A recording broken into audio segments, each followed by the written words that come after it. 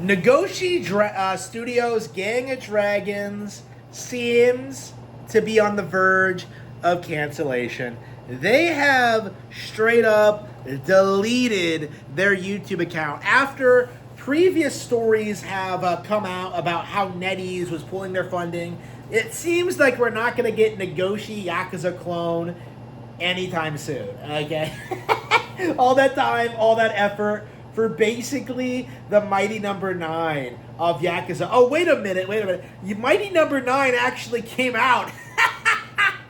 And, like, Nagoshi's like 65 now. He's not coming back from this. Like, there isn't going to be any recovery for, like, Nagoshi or his stupid, like, gangster, like, persona. Like, this guy is only going to be remembered for making Monkey Ball for the rest of his life.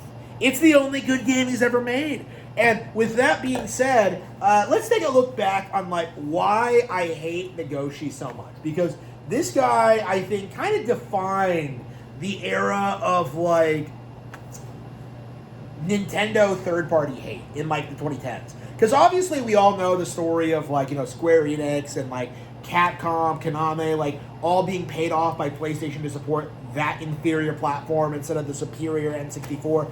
But what people don't realize is that this continued well throughout the 2000s.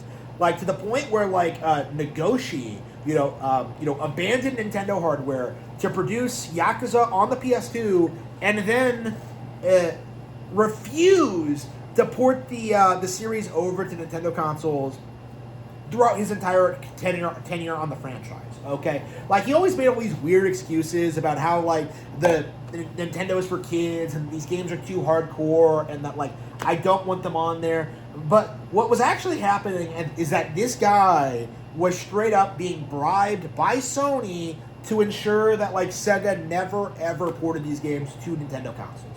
Okay? Like, they were going straight to him, like, paying for these expensive dinners. He was caught doing this.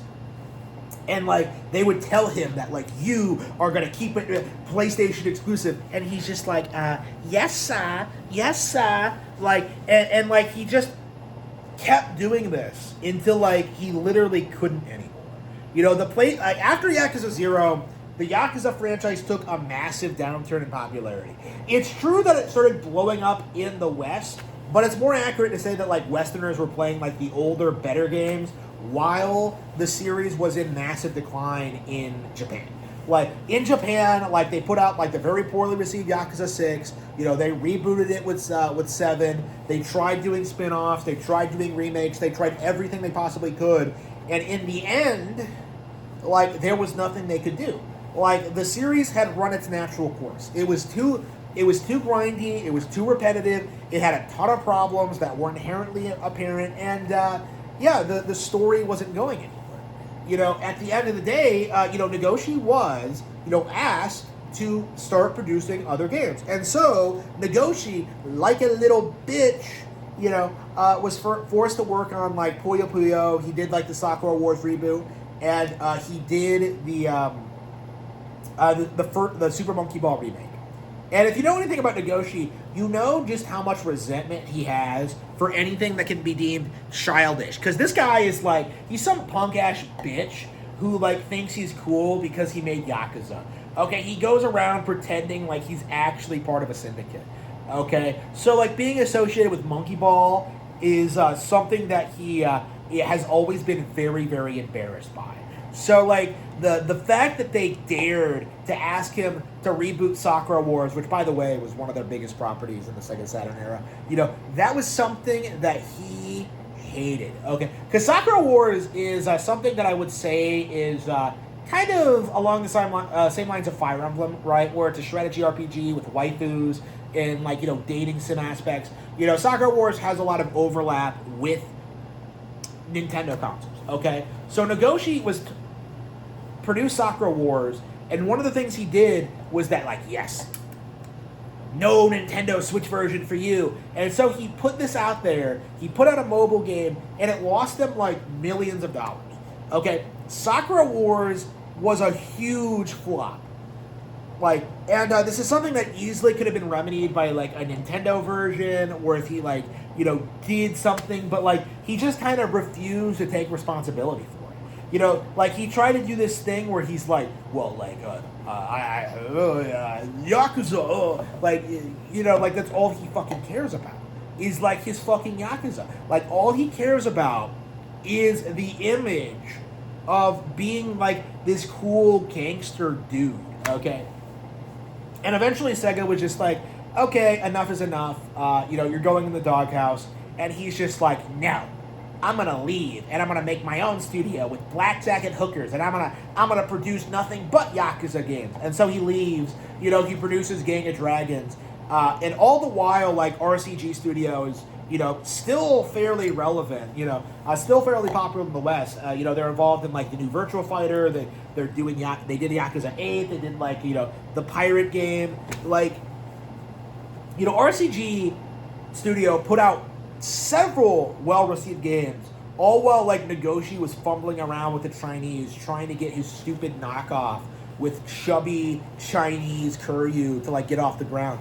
So like most people don't even know he left the company. Okay, as far as most people know, there was nothing going on behind the scenes with Yakuza because it was always the same as it always was. In fact, it's actually quite a bit better, I think, than it was during his tenure there. But like Nagoshi was just like, yes, I'm gonna make a real Yakuza, and I'm gonna make it hardcore, and I'm gonna premiere it at the Game Awards. Premiered at the Game Awards after years of dev time. Nobody gave a fuck.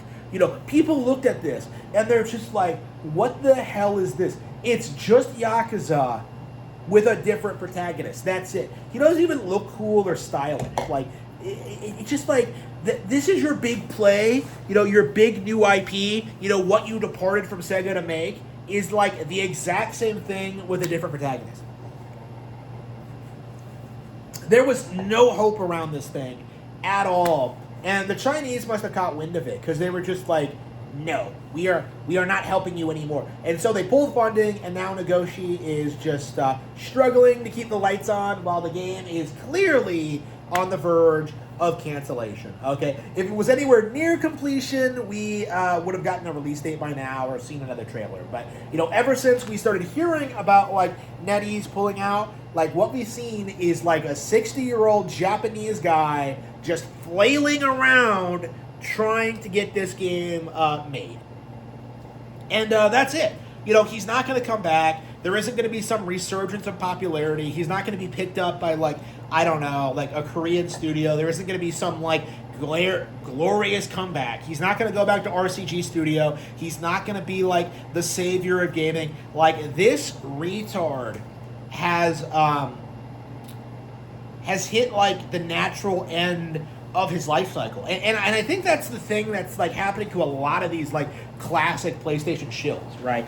People like Kojima, people like Keiji Inafune, people like that, the classic, the PlayStation era Final Fantasy guys, like all of them like threw their hats in with PlayStation, thought they were going to be the biggest thing in video games, and within 10 years, all of them were bankrupt. All of them just stopped producing anything. They did not stay relevant, all while Nintendo just dominated them with, like, the far superior, like, with their far superior products. That's just the reality of what we've seen, is that Nagoshi didn't even get the chance to go up against Nintendo, honestly. Like, the most famous thing he's been involved with is probably F-Zero GX, like, this guy had a shot at becoming a prominent Nintendo developer. All he had to do was make more Monkey Ball games, make more F-Zero games, maybe make Yakuza a Nintendo exclusive, and then maybe he would have been somebody. Maybe he would have been able to make an actual video game. But like as it stands now, like this guy, because of his personal decisions, because of how he keeps selling out, because of what he did, he is going to retire in relative obscurity, okay? He's like Yuji Naka. He's like Inafune. He's like any one of these jokers.